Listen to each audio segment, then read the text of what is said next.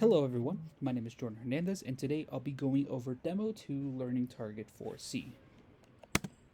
So what is Learning Target 4C about? 4C is about I can define SOP and POS forms, both canonical and standard. So before we go into a few examples, I wanted to explain what SOP and POS stand for. So POS stands for product of sums and then SOP stands for sum of products.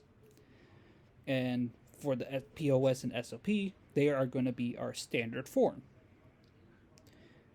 For CPOS, which is canonical product of forms or product of sums, and CSOP, which is canonical sum of products, they are going to be our canonical form. And the difference between canonical form and standard form is that anything that involves with canonical is going to have all three inputs into each part of the equation, while our standard form is going to be a more simplified version of the canonical form. And one of the few examples I'll show you is both SOP and POS conversions. So we have CSOP and SOP. So here's our canonical SOP, which is Q equals A B C prime plus A prime B C plus A B C plus A B prime C. And by looking through this, we can already know that our input values, which have in each part of the equation, are going to be A, B, and C. While our SOP, which is our simplified version of the canonical, is going to be Q equals BA plus CA plus CB. And as we can see, it doesn't have one or the other inside of their simplified version. And how do I convert from canonical SOP to SOP? And that is from simple simplifying algebraic expressions from 3a.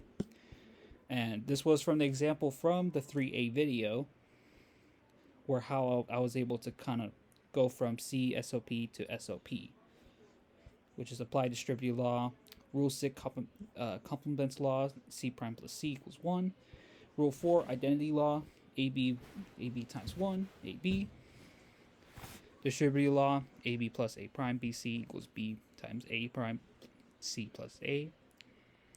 And then the next one, rule 11, simplification, and then distribution, get this equation. Distributive law, AB prime C plus BC equals C times AB prime plus B, BA plus C times A. In the simplified equation. Rule 11, more simplification, and then lastly, distribution, which is BA plus CA plus CB. And what they mean being the sum of products is that having the sum first, or it will have the product first through the main gates of ands, the main gates of ands first, then the last gate being an OR gate, which we can see we have the products first, and then the lastly is just the sum, so it will be the sum of products. The next one's going to be CPOS and POS. For our canonical POS, we got Q equals A plus B plus C times A plus B prime plus C times A prime plus B plus C, which is our canonical POS. And our POS is going to be Q equals C plus A times C plus B, which both show that we have, again, three input values being A, B, and C. And then when it's simplified, it's just going to have two values or just going to have one. But looks like we're going to have just CA and then CB.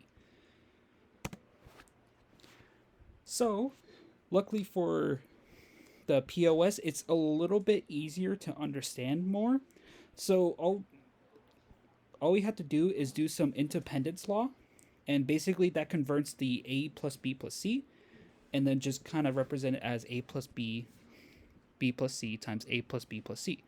And we just want it for each of the equations right here. So when we add associative law, it looks something like this, where it's times two different equations, which is A plus C plus B times B prime, and then B plus C, and then A times B prime. And then we already know that when we have B and B prime would equal to 0, and then A prime times A would equal to 0 as well.